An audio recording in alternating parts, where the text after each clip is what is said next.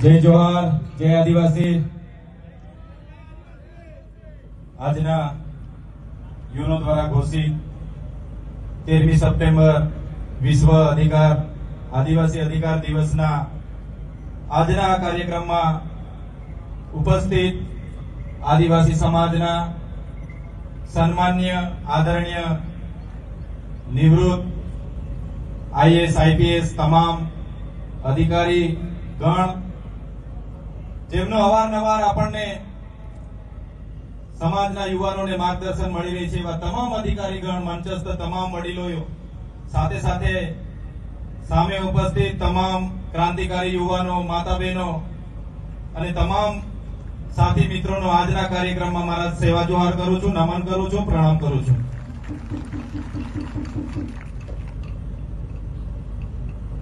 આપણા આગળના વક્તાઓએ ખૂબ સારી આગળની વાતો કરી છે, ત્યારે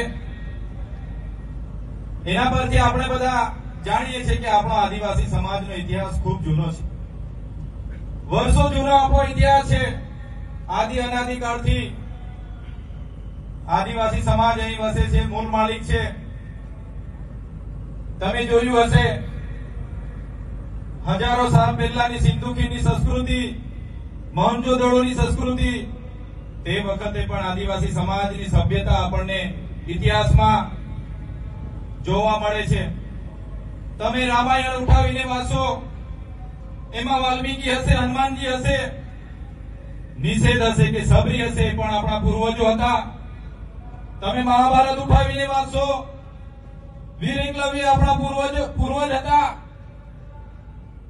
તમે થોડી સદીની આગળ જશો, એ સદીઓના જે યોદ્ધાઓ હતા, તમે મહારાણા પ્રતાપનો ઇતિહાસ જોશો, એમની સાથે જે લડવાવાળા પૂંજાભીલ, દુધાભીલની આખી સેના હતી। તમે શિવાજી મહારાજનો ઇતિહાસ જોશો, એમાં જે બાવલા ભીલની આખી સેના હતી। તેવી જ રીતે તમે તમામ રજવાડાઓ ભૂતકાળમાં જોયા હશે, આદિવાસીઓના રજવાડા હતા। અમદાવાદની વાત કરું, આશા ભીલનું રજવાડું હતું। ભાવનગર જ્યારે આક્રમણો થયા, ત્યારે આપણા બાવળા ભીલની આખી સેના એમની સામે ઉતરી। ત્યારે આપણો ઇતિહાસ ગૌરવશાળી છે, આપણી સંસ્કૃતિ ગૌરવશાળી છે, આપણી સભ્યતા હજારો વર્ષો પૂર્વની છે, સમાજમાંથી આપીએ છીએ ત્યારે ગર્વ થાય છે આપણને। આપણા પૂર્વજો બહારની જે સભ્યતા, બહારના જે લોકો આક્રમણો કર્યા, એમાં ડચ હોય, હુણ હોય, પોર્ટુગીઝો હોય, અંગ્રેજો હોય, એમની સામે પણ આપણા પૂર્વજો લડ્યા છે। તમે તાત્યા મામાનો ઇતિહાસ જોઈ લેજો, તમે ખાદ્યા નાયક, તિલકા માજી, બિરસા મુંડા જેવા આપણા પૂર્વજોએ વર્ષો સુધી લડીને પોતાની શહીદી વહોરી છે। ગુરુ ગોવિંદગીરી 1500 આદિવાસીઓ સાથે સ્વાયત્ત રાજની માંગ કરી અને માનગઢ ધામમાં અંગ્રેજોની સેનાએ ગોળીઓથી એમને ભૂલી કાઢ્યા। ત્યાં આપણા 1500 આદિવાસી ક્રાંતિવીરો શહીદ થયા, છતાંય આપણા પૂર્વજોને જયારે ઇતિહાસમાં સ્થાન નથી મળ્યું, ત્યારે આપણને દુઃખ થાય છે। તમે દેશની આઝાદીમાં આપણા પૂર્વજોનું આટલું યોગદાન હતું, દેશ આઝાદ થયા પછી દેશના વિકાસમાં પણ આપણા સમાજનું ખૂબ મોટું યોગદાન છે।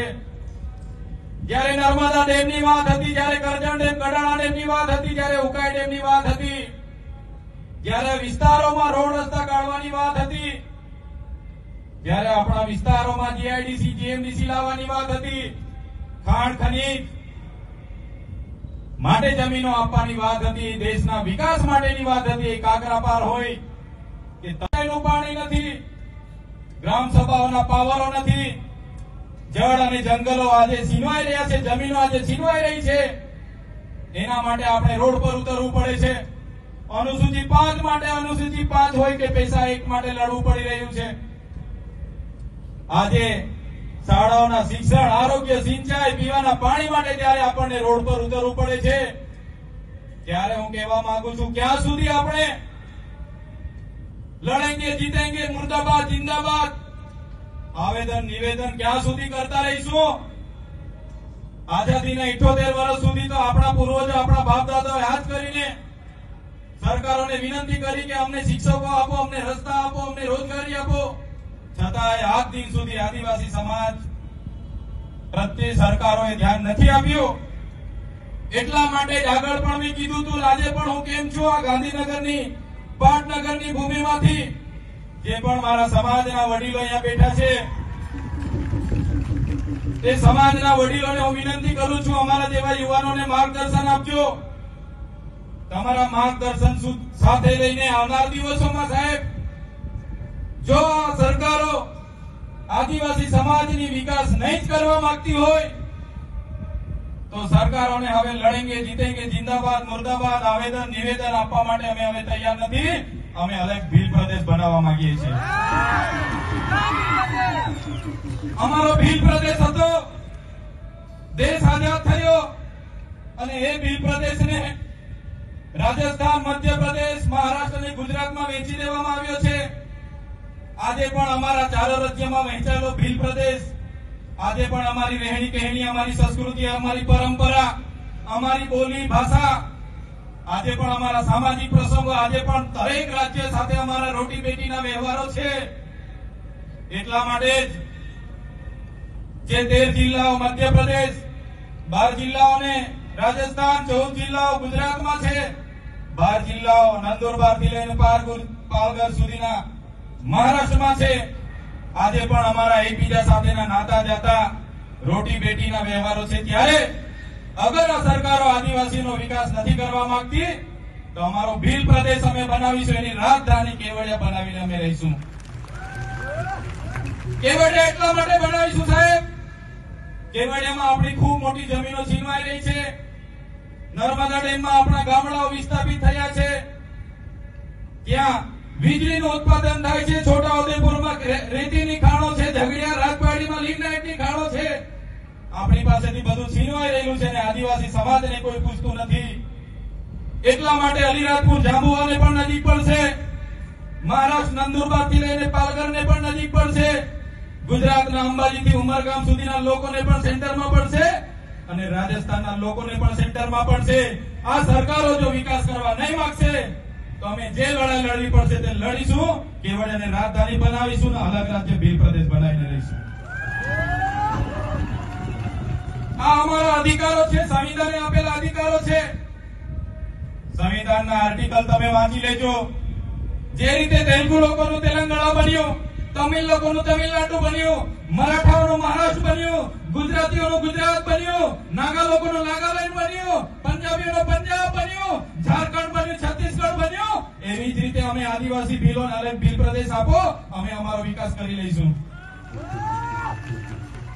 જે રીતે અમેરિકામાં આપણા કરતા ઓછી વસ્તી છે છતાં 50 રાજ્યો છે, ત્યારે દેશમાં આજે 28 રાજ્યો અને 8 કેન્દ્ર શાસિત પ્રદેશો છે. 29મું રાજ્ય ભીલોનું બને, આદિવાસીઓનું બને, એમાં કોઈ પણ પાર્ટી, કોઈ પણ સરકારોને એ બાબતે વિરોધ નહીં હોવો જોઈએ. અમારા આદિવાસીઓને અલગ રાજ્ય આપી દેવું જોઈએ. આજે આ મૂળ માલિકો સાથે આટલા બધા અન્યાય થાય છે. આજે દેશમાં 8% આદિવાસી વસે છે. આજે ગુજરાતમાં 15% આદિવાસી વસે છે.